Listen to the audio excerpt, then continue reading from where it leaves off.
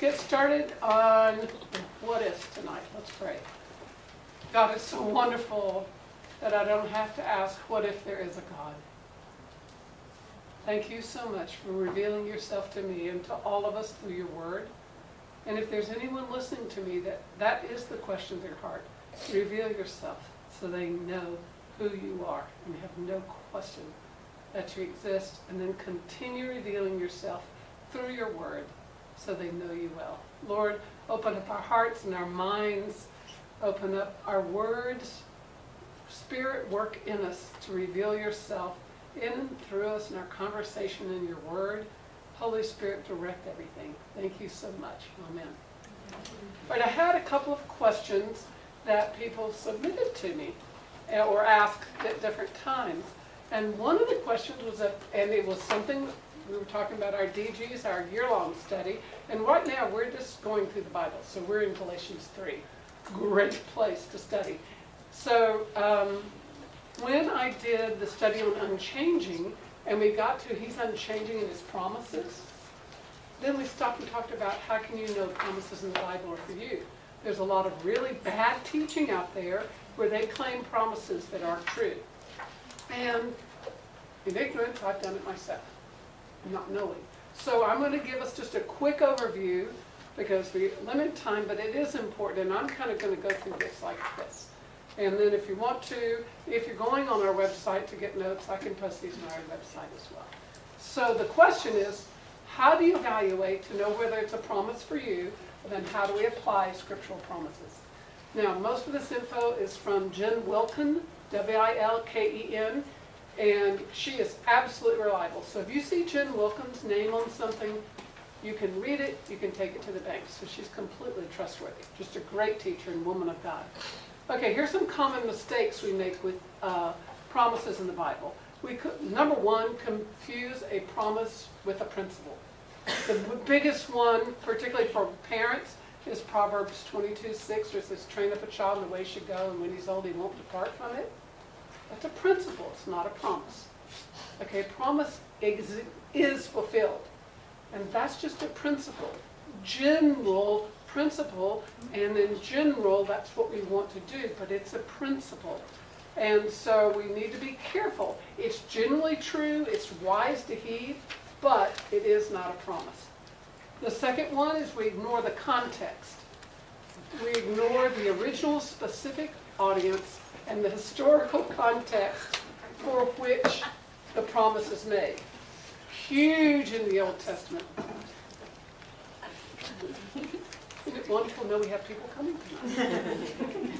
I'm going to have them teach tonight. Okay, historical context particularly, but also remember who the specific audience was when the promise was made. Abraham, or Abram at the time, in Genesis 12, talks about land and offspring and all of this. That was to Abram.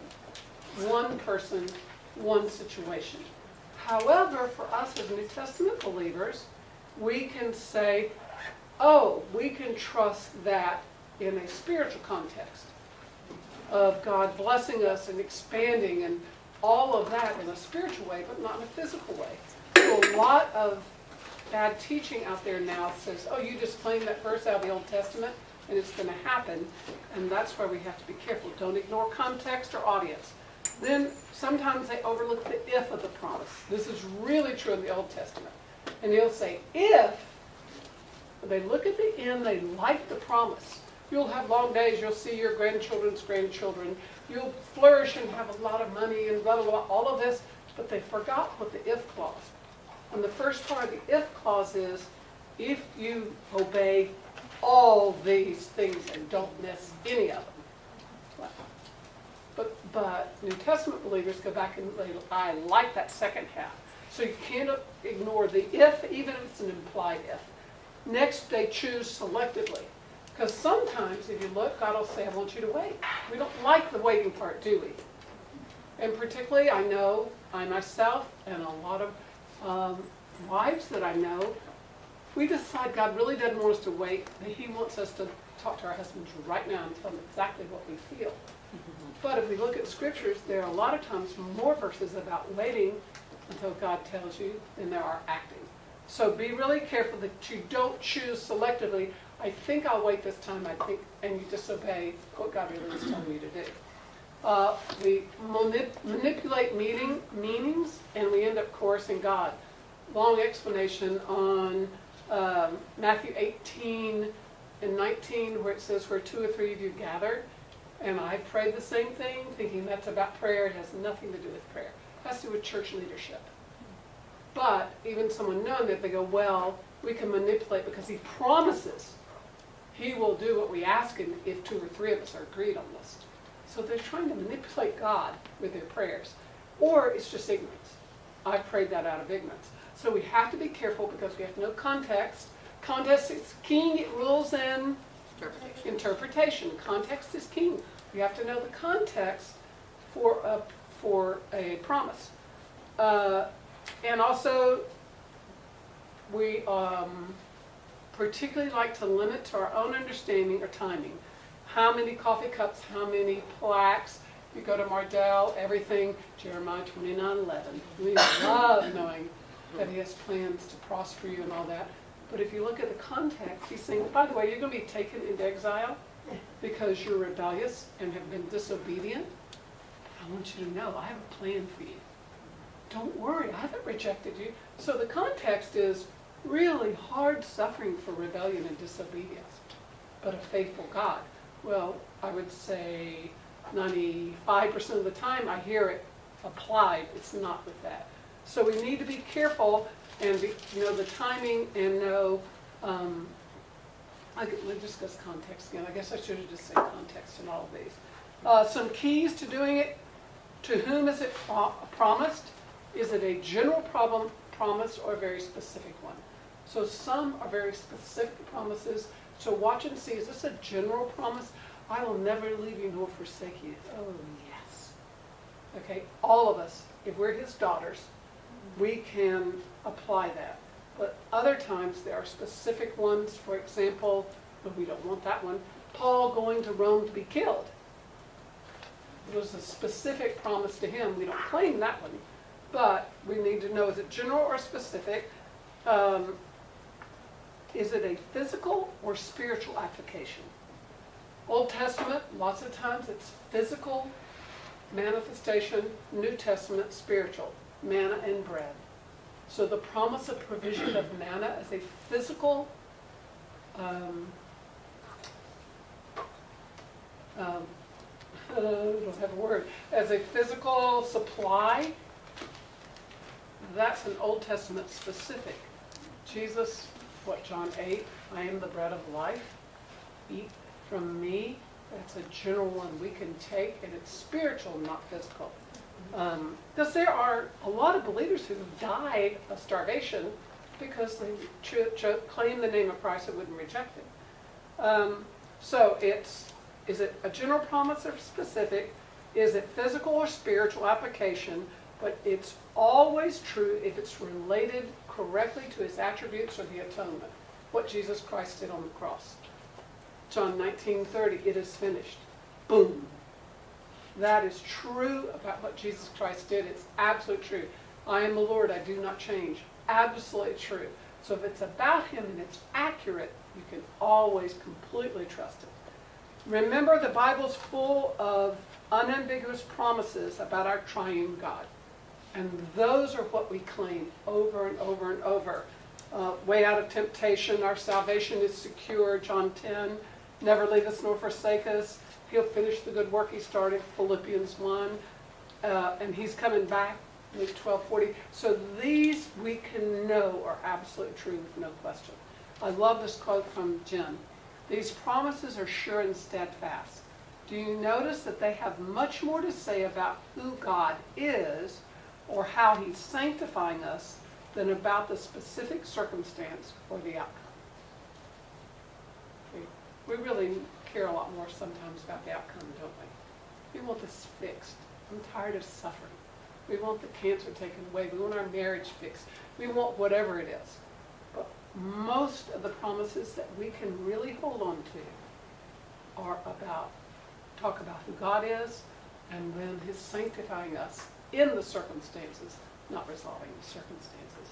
We're not promised certainty in our circumstances, but we're promised certainty in the God of our circumstances. And that is our anchor that they talk about in Titus 3. Okay, a question on those?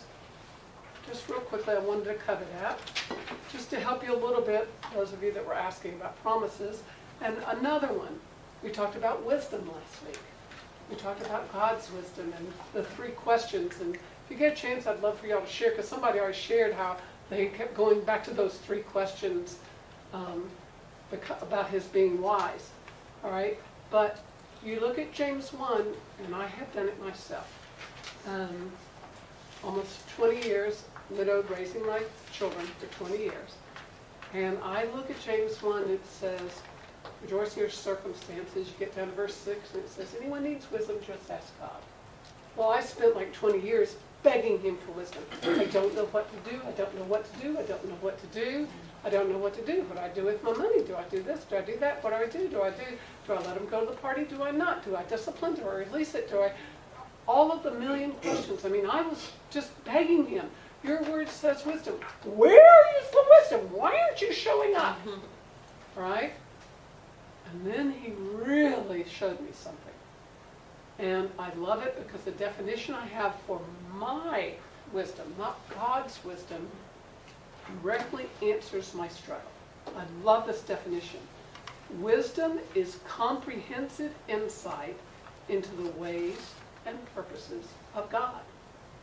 Wisdom is comprehensive insight into the ways and purposes of God.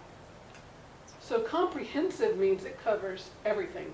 So it doesn't mean that I have all, but I have insight, increasingly growing insight into the ways and purpose of God.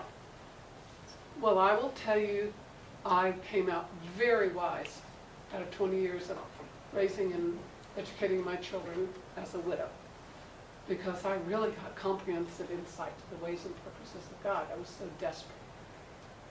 And so that's what he was giving me. Sure, there are times, James 1:6, he really told me what to do. He gave me insight. He led me. He told me. He guided me. Someone told me what to do. It was great. Sometimes I had answer wisdom. But the incredible thing was this. Comprehensive insight into me. And that's what he gave me. And then I have a great story. I could tell you some stories where my children then, when they have gotten in their 20s and so forth, and gotten into difficult circumstances, and then I hear them quoting the same verses that I did, asking God. For example, one of my desperate verses is 2 Chronicles 20:12. And it says, I have no power against this vast army that's coming against me, but my eyes are on you. It's Jehoshaphat. And physically, they were having 3 armies go right on Jerusalem. But I said that over and over. I said it in front of my children sometimes. Lord, I have no power against this vast army. I go, but my eyes are on you. And then and he didn't walk in the front door. My children didn't fall on their face repenting. I mean, I kind of, well, why didn't he show up? Okay. Because they were better equipped watching their mother struggle and trust Jesus and turn to him without answers, so that when they started getting into their young adulthood and their older teens, and they didn't know what to do, they would turn and say, but my eyes are on you. I don't know what to do, but my eyes are on you. Wow. Aren't I thankful that he didn't give me what I wanted, but what I needed? So I offer that to you about comprehensive insight on the ways and purposes of God. So as you are dealing with this, ask him to give you more insight. Well, where are you going to get insight on God? From his word. Okay, you want comprehensive insight? Spend more time in the word. Get your ESV journal. All right, good. So I just wanted to go over that. Okay, so now looking at what if, this is the what if chapter. What does the word if, throw it to me, not dictionary, what does if mean? Say it loud so they can hear you. What does if mean? Absolutely? Possibly. Possible? What else? maybe, could be, we don't know. Okay, what time period are we talking about when we say the what ifs? Future. It's the future. Okay. Is he the blessed controller of the future? Yes. Okay. Last week we even looked at it. We went to verses about sovereignty where Isaiah 64, it's either Isaiah 46 or Isaiah 64, one of them. And he said, I say it and it happens. Job 42:2, no man can thwart my plan. Ephesians 1, he has the future completely in control. We're stupid, aren't we? Okay? Because if you know a little, you know this. Well, the problem is he's sanctifying us. He wants us to have more comprehensive insight so he can begin to live his life in us more and more. I love Jeremiah 17:7. She brought this up in the chapter. Blessed is the man who trusts in the Lord, whose trust is the Lord. That's a huge difference. Make your trust the Lord, not your trust in him. Make that your plan. Try to turn your trust as the Lord, not about him. He is our trust. The one who does this is like a tree planted by water that sends out its roots by a stream and does not fear when heat comes, for its leaves remain green, not anxious in the year of drought, nor does it cease to bear fruit. Okay, again, this is a physical example that we apply spiritually to our lives, wanting to have him be our trust. And I love it because she takes the same approach that I would, that the what ifs, not, well, you know, life's just full of what ifs, but God allows this. What if? And God allows it. You have children, maybe, family member that's facing a moral decision. What if that's what they choose? An immoral decision, not the moral decision. Letting God, so let's approach it as we have conversation, not just the general what ifs, but truly saying, if God is really in control, how am I going to deal with the what ifs when I don't like what the what ifs could be?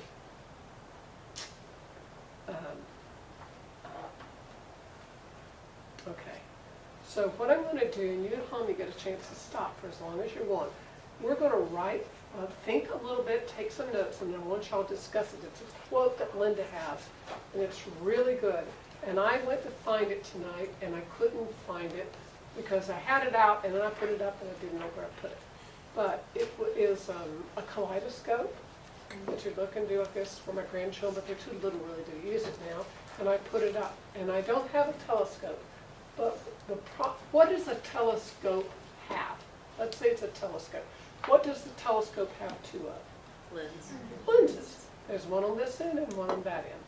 So to see accurately, I have to look through the right lens. Inaccurately, and which we used to do as kids, we turn around and look this end because it looks really funny. All right. Now they do it with my reading glasses. Mom, how can you see with these? Okay, because you don't have this lens to look through those lenses. All right, so we want to look through the lens about God. So listen, here's our question. Am I going to judge God by the circumstances I don't understand or don't like, or judge circumstances in the light of the character of God? Okay? And then what would help you to view your life in light of the character of God? So let's instead of light, you can say lens. Am I going to look at God and life through the lens of my circumstances? Or am I going to look at God, the what ifs, and circumstances, or potential circumstances, through the lens of who God is and what he says? Can you repeat that? Yes. It's on page 160 also. Yeah, okay. It's on page 160. Right We were below saying our kind of the word trust. lens, but I'm a visual person, and I wish I had a little lens to show it to you. Okay, through the lens. Are we going to judge God through the lens of our circumstances, particularly the ones we don't like or don't want? Or are we going to judge circumstances through the character and nature of God? All right, so you at home, pause until you've worked on this, And then your second follow-up question is, what would help you to do this? How could we get where we use the proper lens to look at our circumstances in God? I hope you found some really good applications. There were some really good ideas being shared here as well. We're going to turn to Daniel, to one of my very, very, very, very favorite persons in the stories in the whole Bible. Daniel is a kind of right in the middle of the Bible. Go to Psalms and Proverbs, turn to the right, past Jeremiah and Lamentations, and then Ezekiel, and then that's where Daniel is, before all the minor prophets start. And I will tell you, using electronic media, I've forgotten all my order of all my prophets. I had to work for them, but I had them. I can still do the New Testament. I'm sorry. It just made me dumber. Okay, I love this story. In fact, I was writing and doing all this, and I can't tell all of this. Okay, if you have any knowledge, general, of biblical literature, stories, or if you've ever been 10 minutes in the VBS, you know the story of Shadrach, Meshach, and Abednego. So it's just done over and over and over. And so that's what's in Daniel 3. So we're going to look at this and see what we can turn out, because they had a pretty big what if. Okay, so look at verse 14.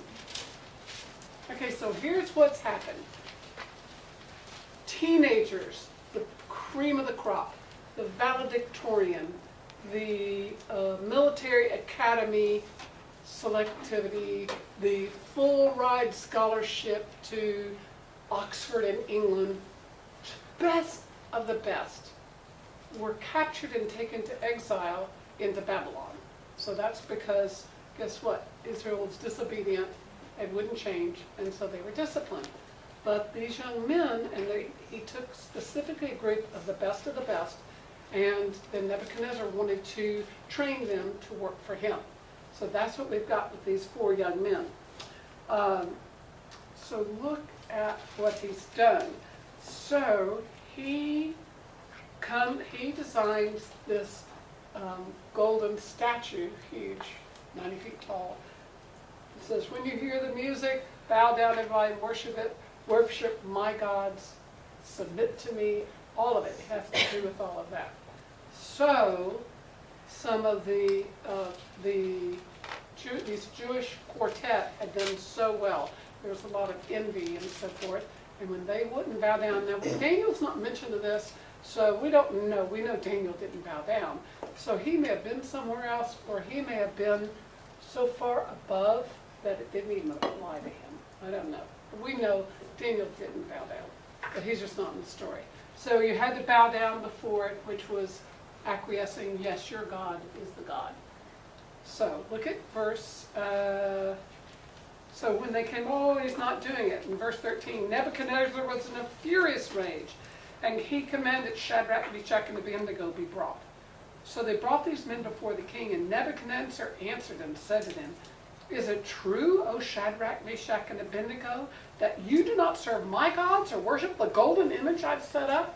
I mean, he's furious. You have to remember, this is a complete sovereign despot. He can do anything he wants, just like in the book of Esther.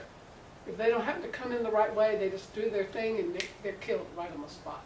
So there's no Supreme Court, there's no Bill of Rights. They have absolute control. It's absolute control. And I thought it when I was reading this and thinking about it, he knows their names.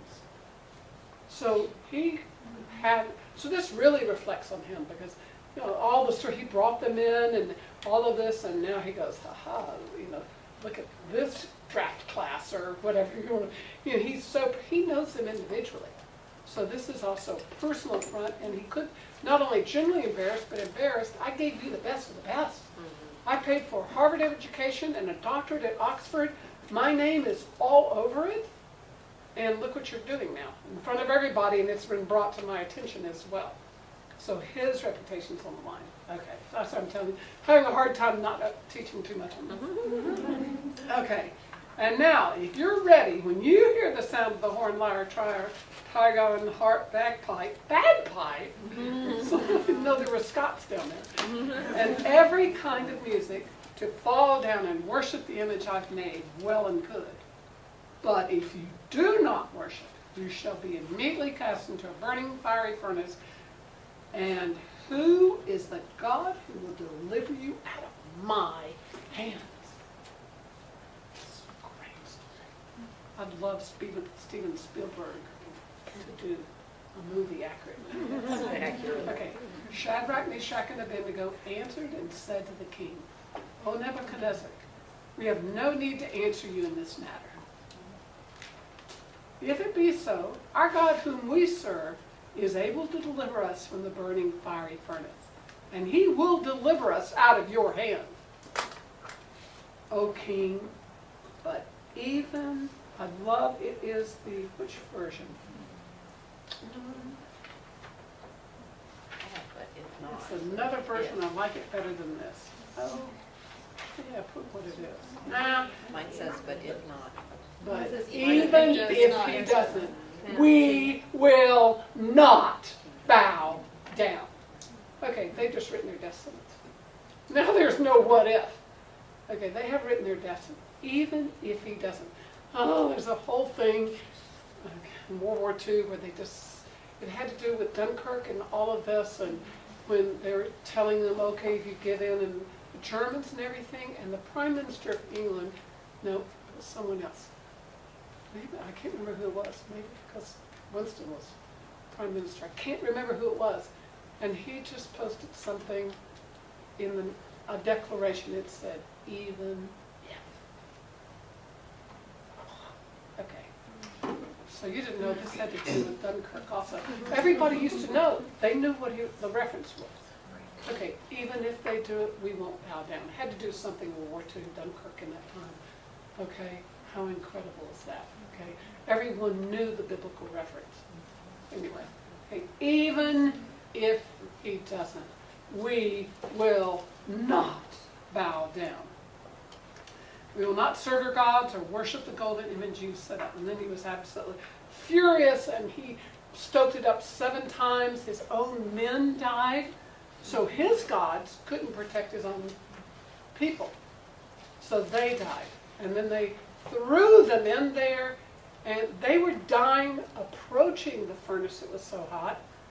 And you know, when they came out, they didn't even smell of smoke. You know, when we do a campfire, everything we have smells. You know, 3 days later, you need to wash your jeans. They still smell like smoke. And they had been in this. So it's just an amazing physical rescue. Right? Fantastic. Huge even if. Right? Okay, so what we're talking about, how do we get the lens right? What would make us approach an even if? What makes us the what ifs? So let's look at what went into these men. They're, at this point, they're no older than 18. We're talking young, not even old enough to, well, they can drive cars, but they can't, didn't even be able to vote. Let's say they're 17 3/4. Couldn't even vote, okay, if Nebuchadnezzar had it. So let's look at chapter 1 of Daniel and see some things that we can apply of why young men. I mean, I would want to be like this. I don't know if I would be able to stand. This is my desire, that I and my children and other believers, that not, of course, in something this dramatic, but let's think of all the what ifs. Go back to thinking of a what if in your mind right now. That matters to God every bit as much as this spectacular display. The fact that you're struggling with a what if, think of your what if. Okay, what if God does allow that, or he doesn't allow it? Think of that. It matters to God every bit as much as this huge, spectacular miracle that he did. So know that. That's how much he loves you and cares about you, and he cares about his glory. Because our quiet, private decisions that nobody else makes, nobody else knows, he knows. So when you choose him, and you choose to say, I won't bow down to myself. Because this is the God I have trouble with. This God in here wants things to work out better. You know, a lot. That's my problem. And I want to say, even if he doesn't do what I want, even if it doesn't work out, I won't bow down to this God.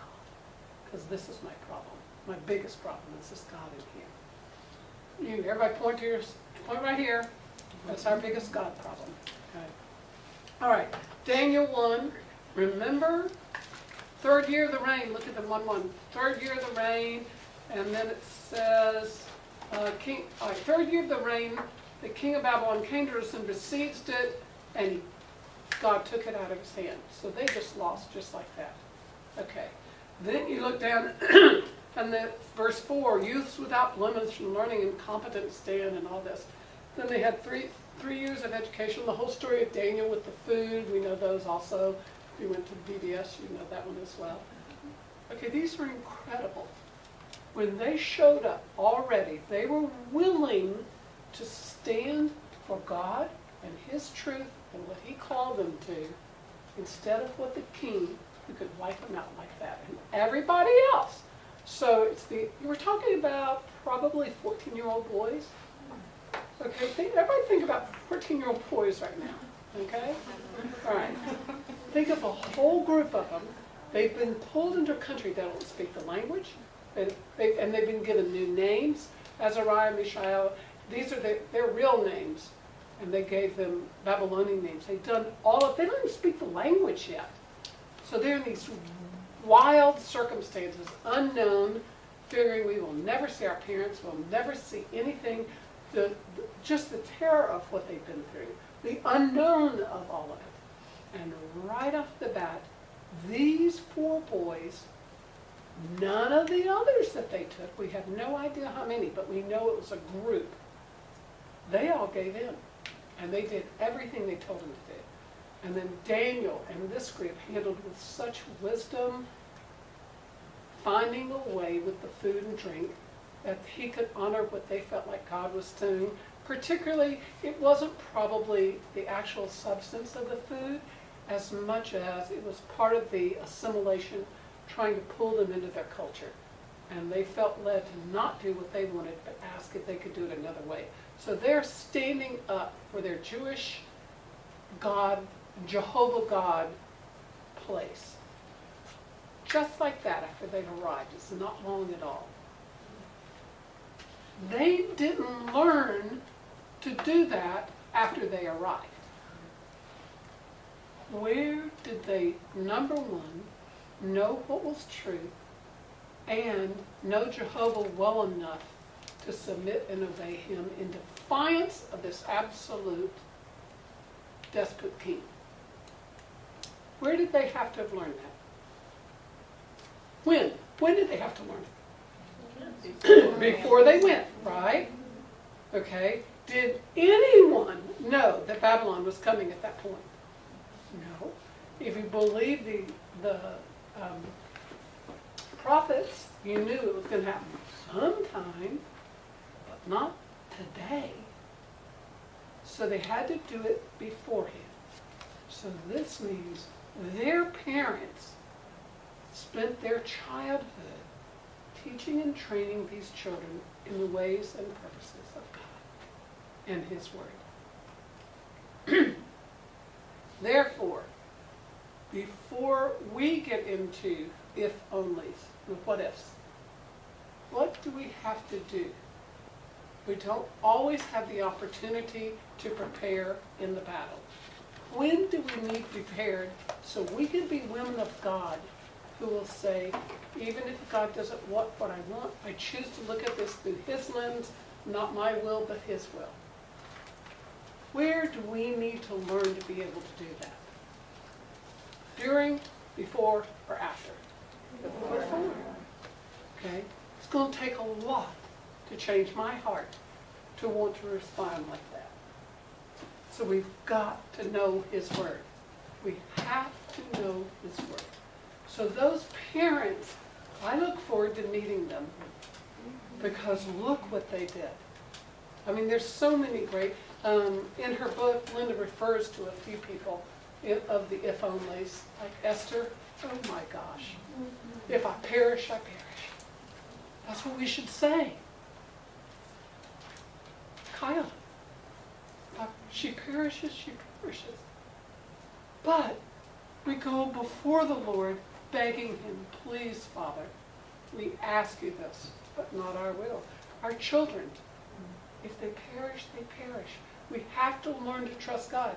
My marriage, my not being married, my having children, my not having children, money, jobs, everything, every little thing throughout the day. It has to be where we are preparing ourselves with this in the Spirit so that we are ready to say, won't bow down. No. Not going to eat your food. Not my will, but his. If I perish, I perish. And in these circumstances, which are not, most of them are not as dramatic as this. Okay? Can I trust my children that much to God? Can I trust my marriage? Can I trust that what if that you're thinking about? Can you trust God enough? The reason we don't is because we don't know him well enough. And we have to know him that well. If I perish, I perish. It was real for Esther. There's so much good stuff. So what I got from those boys, I wanted to do it. Number one, their parents' teaching and training, they had to give them truth, and they had to probably role model and work with them so they had faith to trust God, even in those circumstances. They never saw their parents ever again. Ever. Number two, those boys knew what we're just talking about, not intellectual knowledge, but they knew it in their heart. And they obeyed and trusted even in the small things. So before they got to the furnace, they were already listening to God about fruits and vegetables. So a little small thing. So you may have something big in your what if, but it's in the tiny what ifs all along that you are building strength, just like you do at the gym, that I didn't go to today. But it's the tiny incremental things that build up. You're tearing down the muscle so you can build stronger muscle. It's the same thing here. They had to trust God enough in a tiny thing about the fruits and vegetables so that they were growing and prepared for the battle when it was huge and dramatic. So watch for the little ones. Be prepared for the huge trial. And they were willing to sacrifice for God their complete lives in this case. Are you willing to sacrifice what you want for what he wants? Your reputation, your friendship, your time to get all the things you want, whatever it is he's calling, whatever the what if is.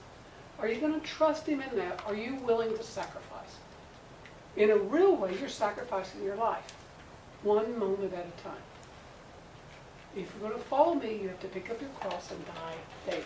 Die daily, die daily, die daily. Great. I want to respond and set my child straight, set my husband straight. I'm going to let her go and I'm going to tell this person what she did. Okay, I have to learn in all of these things to die to myself. Not my will, Lord, but yours. Okay? One I say all the time is, I don't mind being a servant until I'm treated like one. Okay? But it's a great opportunity for me to die to myself. Die to myself. Die to myself. And that is as big a deal as these boys walking into the furnace. If Cheryl Lange can die to herself, it's a miracle of God. Only a work of His Spirit. Same with you. Think about your what ifs as we apply this.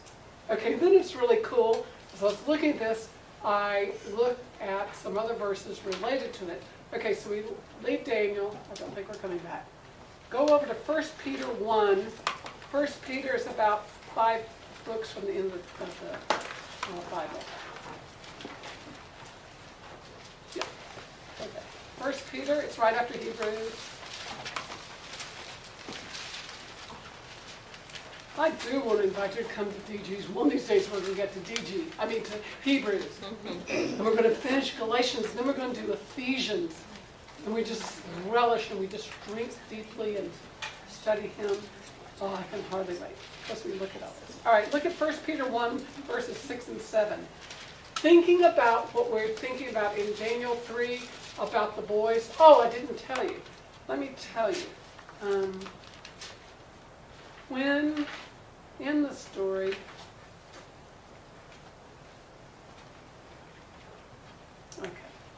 okay, in the story, when they came out, Nebuchadnezzar said, "Oh, I put 3 of you in. There were 4 in there, and one of you looked like the Son of God, Son of Man," or whatever he says.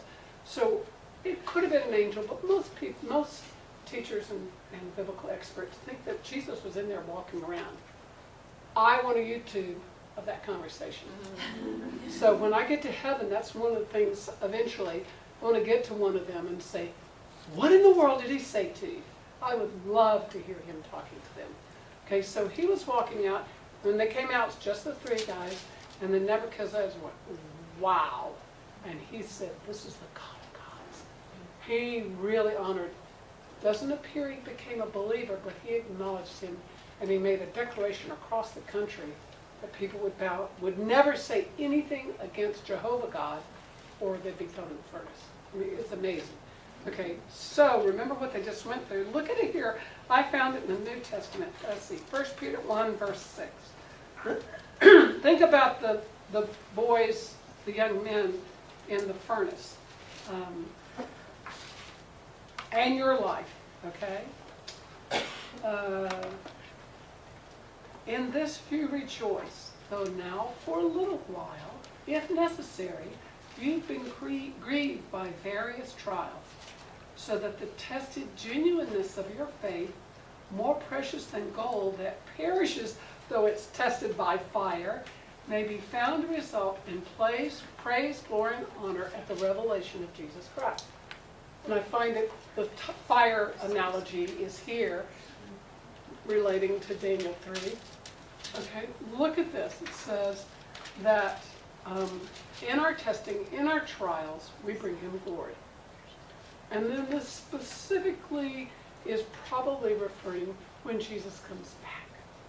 Okay, and then the stories are told, and he is given honor and glory and praise for our willing to choose him, and to we're grieved in the trials, but we rejoice, we're trusting him, and that brings him such great honor and glory. But I also think the revelation of Jesus Christ, when I choose him, when I respond with the Spirit, when we do this, it's revealing Jesus Christ. Okay? I choose to respond in love and kindness, which is not Cheryl, that's Jesus. I'm revealing Jesus, and he gets glory. I'm kind when I want to snap, or whatever it is. I find satisfaction in him instead of what I want. When we do this, I believe I know he's getting glory for it, and I think that could be another way of seeing that he's being revealed because of a response in trials. And so every little what if, when you trust him, when you give it to him, whether you're going into a furnace or not, he is getting glory and honor and praise because you're revealing him because you couldn't have done it on your own. Okay?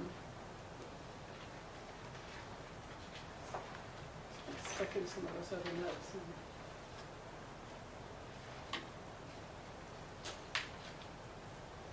Oh, what's this next step here?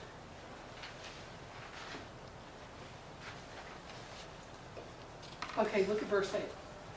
Though you have not seen him, you love him. And though you do not see him, now see him, you believe in him and rejoice with joy that's inexpressible, filled with glory, attaining the outcome of your faith, the salvation of your souls. Okay, this is part of our sanctification process.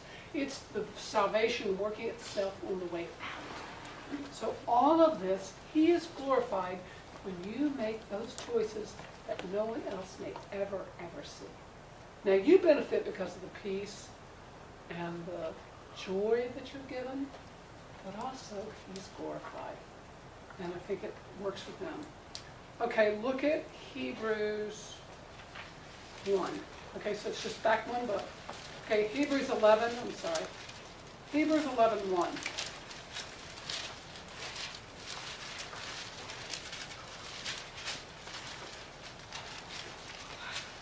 Right, so here's our definition of faith.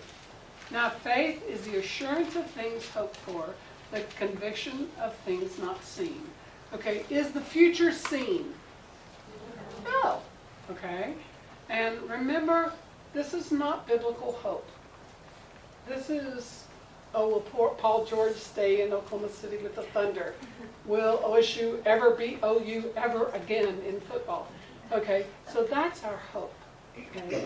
This word hope, in Scripture, hope is confident assurance. Confident assurance that God is who he says he is and he'll do what he's supposed to do. So all the time you read hope anywhere in your Bible, you see the word hope, put confident assurance in who God is. So faith is the confident assurance of who you are and what you'll do. The conviction of things not seen. And the conviction about him. It just said in 1 Peter, though you don't see him, you love him. Okay? We don't see him. We don't see eternity right now. We don't see the heavenly spiritual world right now. But because of who he is, we can trust and have confident assurance about it. So that's what we want to develop. We want to grow and grow and grow in this. Look at verse 13. Because a lot of times, before you don't look at verse 13 yet. We have all this and goes, oh, and Sarah did this, and Noah did that, and oh, I've got all these verses, and we could go back and see how different people dealt with the what-ifs in the Old Testament. But Sarah and go, yes, Abraham, yes, Noah, oh man, yes, I want to be like them. You see all this. And a lot of people stop there. Let's look at verse 13. These all died in faith, not having received the things promised. There's an entire theology rampant in the world, and certainly in the United States, and I know some of you have been pulled into that theology that says you ask God and he's going to do it. Look at this. These heroes of faith, they all died and they never got to see it. They did not receive the answer. Abraham has not seen the offspring. Now he knows about Jesus, but he hasn't seen sands of the seashore and all of that yet. He died without receiving the things promised. But having seen them and greeted them from afar, and having acknowledged that they were strangers and exiles on earth, okay, that's the way we have to live. That the promise, whether I ever see it or not, is absolutely assured. We have to know him that well, whether we can see him. For people who speak thus make it clear that they're seeking a homeland. If they had been thinking of that land from which they had gone out, think of the kids in Babylon. If they had just kept thinking about Jerusalem and wanting to know all this, but in this case, we're talking about Abraham, when he went out from Ur of the Chaldees. All these people leaving and going, Sarah, if they had been thinking about their homeland, they couldn't have looked to see what God was going to do. If they had been thinking of that land from which they'd gone out, they would have had an opportunity to return. But as it is, Lord, I want you to do this. I'm so afraid of what that test is that's going to come back. Or my child's in a relationship that's dangerous. Or we don't have the money to pay. Or our house, we're being foreclosed. My husband's in a job that is looking like he's going to lose his job, whatever it is. Instead, we desire a better country. That is a heavenly one. Therefore, God is not ashamed to be called their God, for he has prepared them a city. So we look like they did. It says Abraham looked to the heavenly city as he left what he knew. Those boys looked to a heavenly city as they went into that. As they were being thrown in the air, there was no assurance. They thought they'd be dead before they were lucky to get into the furnace. Okay? We look for, we're sojourners. We're exiles, just passing through. We're looking for the heavenly city. Think about it right now. Think about your what if. If we really, really saw things spiritually, and we were in heaven right now, well, of course we'd be sanctified, but still we go, oh yeah, we're sure. It's real. It's just that real now. So trust him with whatever it is. Looking for God. And the eternal thing, we talked about the dot and the line. Always look at the line with the what ifs. Look at 32. And also they go, the people crossed the Red Sea, and Gideon and Barak, and all of these, that's in verse 32. Yeah, look at this. And what more shall I say? For time would fail me. Cheryl says that all the time. To tell of Gideon, Barak, and Samson, and Jephthah, and David, and Samuel, and the prophets, who through faith conquered kingdoms, enforced justice, obtained promises, stopped the mouths of lions, quenched the power of fire, escaped the edge of the sword. They were strong, made strong out of weakness, became mighty in war, put armies to flight. The women received back their dead by resurrection. Stop. Okay? People go, yeah, this is the way we want to live. We like this. And if you believe the way we do, you can live like this. And they stop. And they don't finish the rest of the verses here. Look here. Others suffered mocking and flogging and even chains and imprisonment. They were stoned, sawn in two, killed with a sword. They went about in skins of sheep and goats, destitute, afflicted, mistreated, of whom the world was not worthy, wandering about in deserts and mountains and in dens and caves of the earth. Okay, my life at this point is not dramatic like that, but that's what I'm trying to tell you. Those small choices where you choose him over you in the what ifs. The world is not worthy of you. You bring him such glory if no one else knows in just those smallest decisions. And all these, though commended for their faith, did not receive what was promised, since God had provided something better for us. And let's stop there. Since God had provided something better. Let's just stop right there. That's true. Then we get involved. Even their testimony. Look how we look at their testimony. Those young men are so personal to me. They're people in the Bible. I can hardly wait to get to know them. And because of them, they're part of the cloud of witnesses that goes into chapter 12 about. But remember, you may not receive what you ask for, or the timing, or the way. We have to get to know him so well that we trust him with that. That's what we've got to do. Day by day, by day, by day, by day, by day. Moment by moment. We have to spend time in this. So when our Babylon comes, whatever it is, we are prepared as we go into that battle. Even if it's a little one, moment by moment.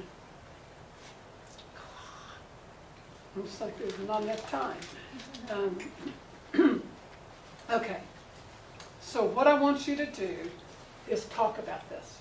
All this we've talked about, all of this with the what ifs, how do we prepare ourselves? We've covered a lot of distance here, and we've talked about things. I want you as a group, and you at home, take your time, write it out, or discuss it with someone if you're doing this. Take the time and talk about it. Ask questions, dig deeper, discuss this with each other. Okay? Turn us back on when you're ready. All right, the Word is full of examples of godly men and women who dealt with the what ifs. And what they, like we looked at what these young men had done in their lives, what had happened that brought them to be the kind of people who trusted God with their what ifs. And there are so many. Okay, I've got a few verses here on Moses. And we are short on time, but I wanted to look at it and have you all look at the verses, and I'll just read. If we can get to Exodus, oh, it'll be good. If we can get to Exodus 14, we look more quickly. So let's look at Hebrews 11.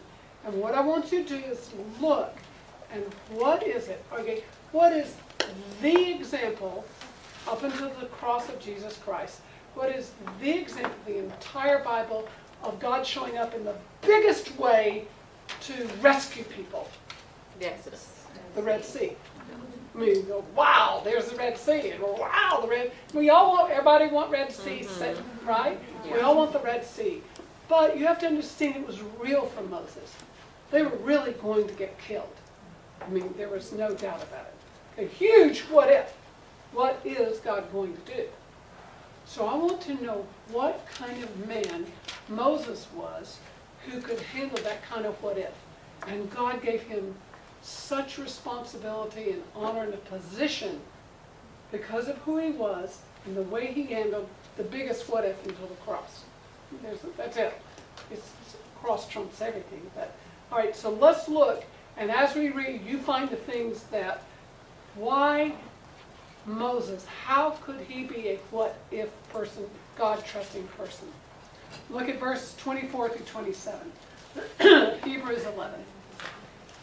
By faith Moses, when he was grown up, refused to be called the son of Pharaoh's daughter, choosing rather to be mistreated with the people of God than to enjoy the fleeting pleasures of sin. He considered the reproach of Christ greater wealth than all the treasures of Egypt, for he was looking to the reward. By faith he left Egypt, not being afraid of the anger of the king, for he endured as seeing him who is invisible. What does this tell us about why Moses is a what-if trusting man? What are some things? By faith. What? By faith, they keep saying he left Egypt. By faith, you know. Okay, faith in Christ, trusting Yeah. him. God. What else? What else did he do? What about those fleeting? What does it say about fleeting? He chose to do what God called him to do, than to become the second richest, most powerful person on the face of the earth. It wasn't like he was going to be mayor of Tuttle. He would be second to the throne of Egypt, which controlled everything. Okay? Rather, he wanted to do it, chose to be mistreated than to enjoy the fleeting pleasures of sin. Please never tell anyone, especially not young people, that sin is bad and it feels bad. This right here is your verse. Fleeting pleasures of sin. It feels good for a season.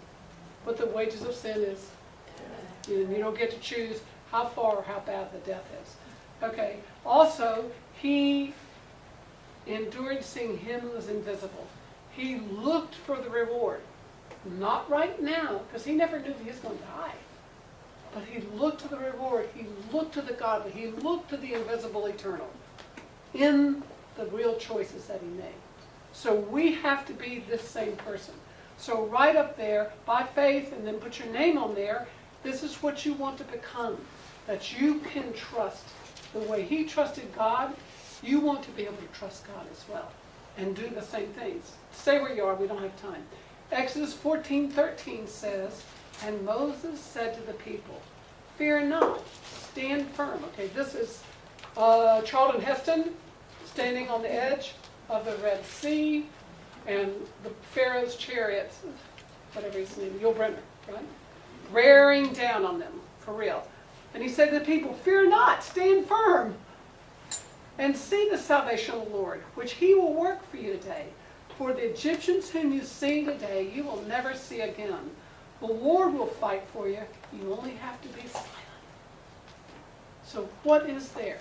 Now, God had told him, I guess, obviously, that he was going to, he somehow was going to save him. At this point, he didn't know. But he says, God's going to do it. But what was the tool that built this kind of faith in him? God's going to do what? He said. The Lord will what? Fight for you. Wives, the Lord will fight for you. You only need to be silent. Nah, just saying. Okay. But we have to be women of faith that know that God's going to fight our battles. The what-ifs don't matter. Right? Exodus 15:25 and Numbers 12:13. And Moses cried to the Lord. The Lord showed him a log, and he threw it in the water. And Moses cried to the Lord, and he said, "Oh God, heal her, please." What did this kind of what-if trusting God man do? What did he do? 2 times. He cried unto the Lord. So he turned to the Lord. Then there's when he struck the rock, he was doing Moses' thing. When he cried unto the Lord, he was letting the Lord fight the battle. He was turning to God instead of doing what he thought. How many times do we get in trouble with our what-ifs because we're trying to figure it out ourselves and do it? You only have to be silent. Let the Lord fight for you. Exodus 15, he said, this is afterwards. They've gotten across the Red Sea on dry ground. And he says in verse 2, "I will sing to the Lord, for he has triumphed gloriously. The horse and the rider he's thrown into the sea." And then verse 12, "You stretched out your right hand, and the earth swallowed them." Who literally had their hand stretched out? Moses. He physically had his hand stretched out. But he's saying, I wasn't doing it. It's God's invisible hand that did it. So whatever happens, you may have to work really hard. You may have to save your money or whatever it is you're having to do.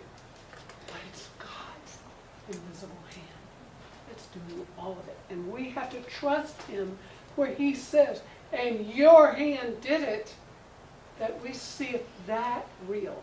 We have got to know him, Jesus, so well. It's as if I do it and go, your hand is stirring this cake. Or your hand is giving this money. Or your hand, that we start seeing him working invisibly, but it becomes reality. That's the kind of lens we want to look through. And I have to stop. Okay, do this. Look at people. You want something to do this week? Go and look through finding in Scripture people who trusted him with what ifs. And what did they do to become that kind of person? Paul said, I'm torn between the two. I'd rather go be with him. To be with the Lord or to be here, it's the same to me. I count everything rubbish but knowing him. What did Paul do to get there? When you see his writings, you study him. We want to be those kind of women, don't we? Okay? We have to be transformed by the Word and by the Spirit. And you can't ask the Spirit to do it if you're not in his Word. You've got to be in his Word. You got to ESV Scripture Journal, be in the Word. Seriously, I had something I wanted you to do for homework. All of this, go back to all of these. But I wanted you, the homework, in there, she has in the end of it where she's got like study guide. There's a prayer of relinquishment, giving your worst what ifs. It's in the chapter and it's back there. I don't have the page number. I would encourage you when you're home, write out your prayer, look at that prayer, and you model that as you say it to him. You have to understand, this is all a process, and I may not be at the place where I can really go, you do it, you don't do it, it's just good to me. A lot of it's sometimes process to get there. But that process with him gets us there, and we become women who trust him with all the what ifs. But it's a process. So look in there. 242. Page 242. Page 242. Okay, so do that and study the rest of this. Or Okay? 229, sorry. If you have an old book, it's 229. So it's in there. Let's see. We only have 2 more weeks, so try and come if you can. For next week, do chapter 11. If only, no, yeah. I think next, okay, what is about the future? What is if only about? Pass. The past. Anybody have any regrets? I do that overs. Okay, do overs. Okay. Read it, study it, let's pray. Oh God, thank you so much. We want to be women like Moses and like those men in Daniel that trusted you like that. Please, Holy Spirit, help us. Use the scripture we looked at. Strengthen us by your grace and power. Reveal to us in your word. Enable us to be women who increasingly trust you with all our what-ifs. Please, if something's misunderstood or misspoken, let that not be remembered. but exactly what you want every single person to know. Reveal yourself directly and don't let that be forgotten. To you be glory and honor forever and ever. Amen.